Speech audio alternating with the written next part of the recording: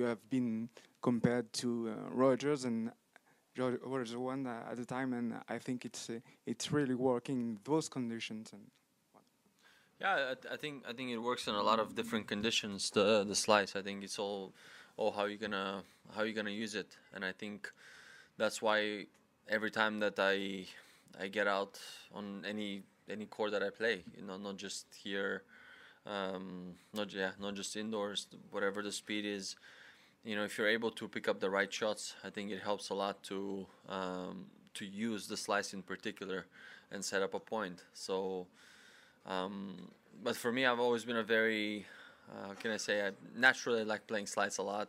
So it's probably one of the first shots I actually learned how to do, and that's why I think I feel so comfortable with it. And yeah, it really depends also the player you're playing against as well. I mean, not all the time you get slice to be that effective, but I think always if you use it in a right way, it helps you to set up to hit the shot after or to do something with your forehand. So, all in all, you can use slice in three very different variables throughout the point. the return side against a big server like Hubert. Against a big server like Hubert, the fact that you block the ball, it kind of helps you against his serve. No. Yeah, I mean, against any player, one of the most important things is to get into a rally, and that's the most important thing. And if I'm able to do that more regularly, it creates a little bit of a doubt in any player's game. And so for me, that's the in a way, when I say it's a basic shot, it's a basic shot. I mean, if you don't have enough behind it, then you need to block the shot. But it's the same thing on the forehand. If you don't have enough time, you need to block it. So, but on the backhand side, especially that I'm one-hander, it's way more difficult to block all the time. So, what is the alternative to that? Hit a slice. So, in a way, on the return, it's very basic and it's quite simple. Zdravej, Grisho.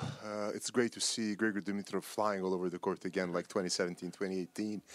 Tomorrow we may have a Balkans semifinals and on Sunday maybe a Balkans finals. So what do you have to say in regards to our part of the world? Is there a special aspect of motivation for sportsmen to come I don't from know. us? I wish I can say more to that. I would love to. Of course, it's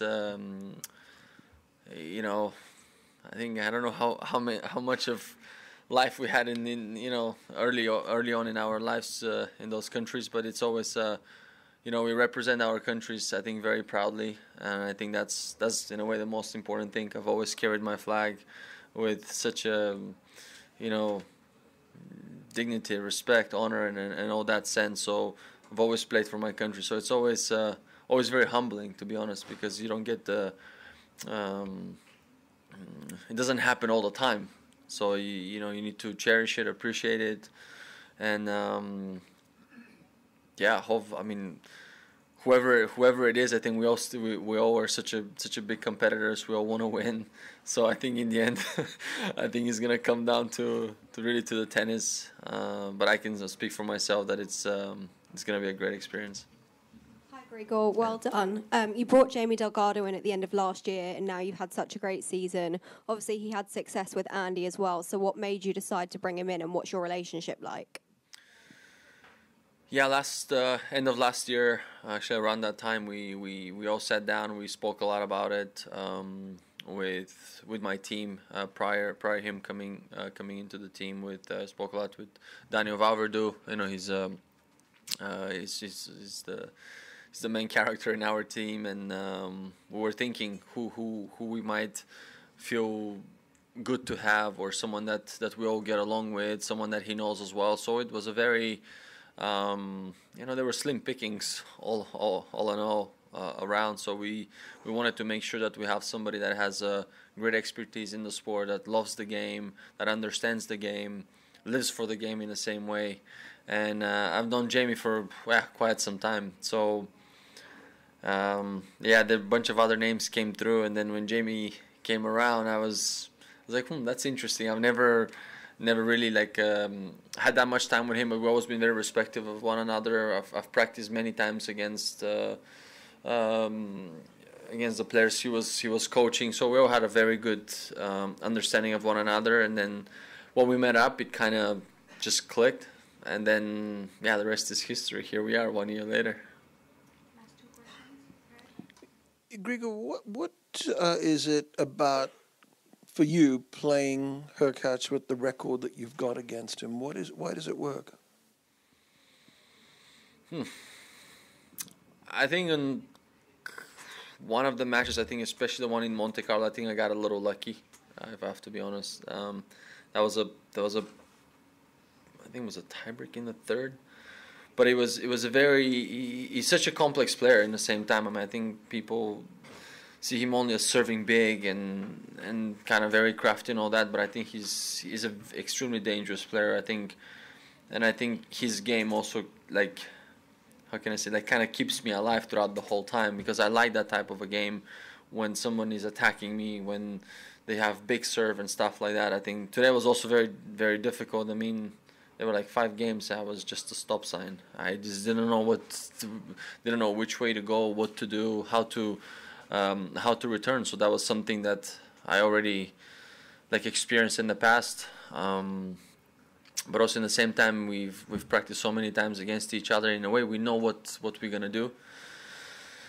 And yeah, I mean, I think he's also the type of player that just out of nowhere, which would happen especially in the first set, he started playing a completely different tennis. And I think that type of game really keeps me engaged. And I think that makes a big difference for me when I play against players like that.